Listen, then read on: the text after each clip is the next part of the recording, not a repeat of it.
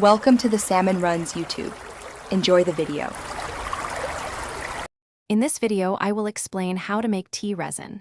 First, choose your preferred tea leaves, ensuring they are of good quality for the best results. Place the tea leaves into a large pot and add enough water to fully submerge them. Bring the mixture to a gentle simmer over medium heat.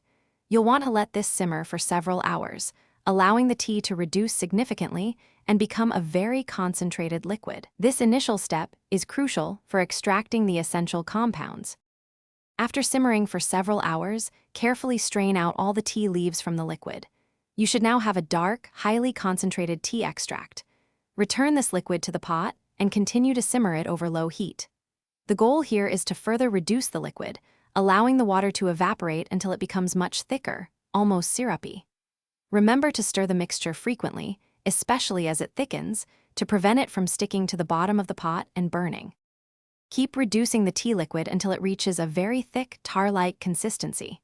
It should be dark and viscous, clinging to your spoon.